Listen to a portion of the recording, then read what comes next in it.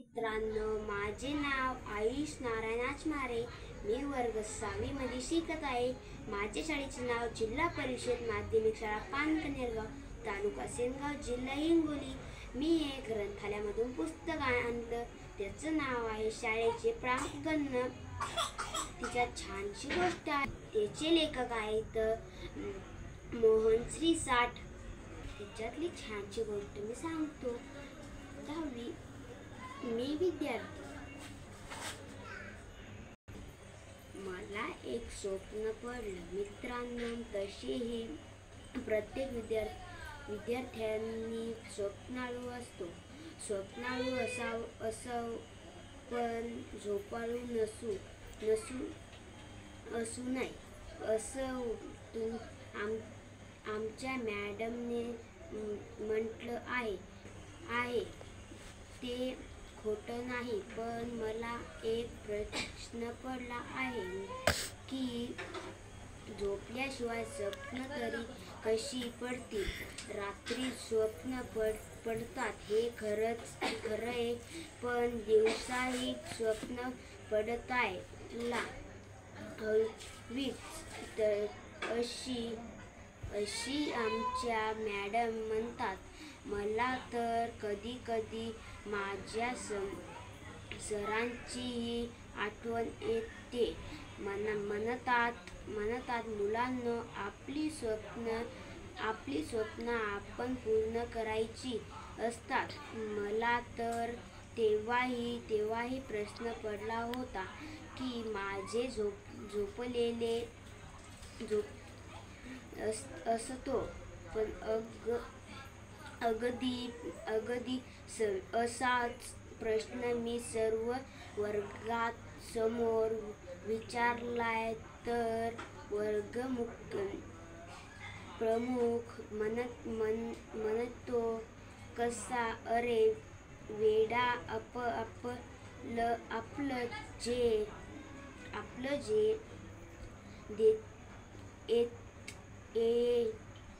असतं ते खरं स्वप्न असतं. रात्रीच झोपेत ते स्वप्न नसतं. खरं आहे का मुलांनो? मला या गोष्टीत उद्यम वाटला, पण एवढ्या कमी वयात म्हणजे 9वी 10वीत ध्येय ठरवतो यायला म्हणजे का? हाही प्रश्न जटिलच बरं जाऊ द्या. त्या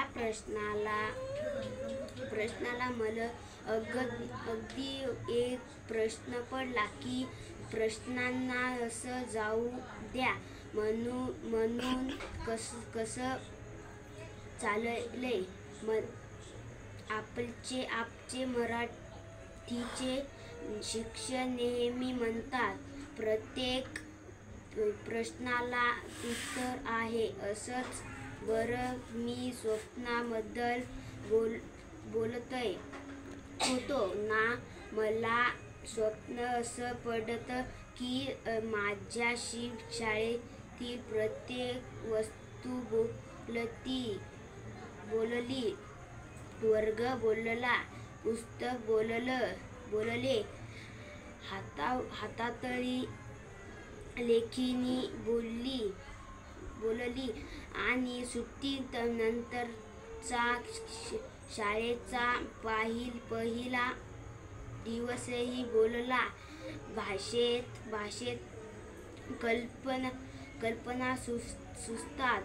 जसा निबंध प्रकार आहे ना, अगदी त्याचंच हे सगळे बोलले माझ्याशी. मग मला वाटलं की एक विद्यार्थी असून मी का नाही बोलू शकत असे. आम्ही विद्यार्थी बोलतो असतो. खूप म्हणजे खूपच बोलतो. कोणाजवळ तर कोणाच्या मैत्रिणी जवळ शिक्षकाशी बोलये जरा घाबरतो. आई-वडिला समोर म्हणतल बोलायची सोय नाही, कारण त्यात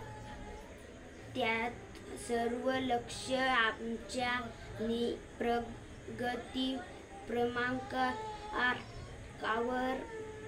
19% या काय अगदीच 100% गुण मिळवले तरी मनातील एका तू पहिल्या नंतर आणायला पहिले होता.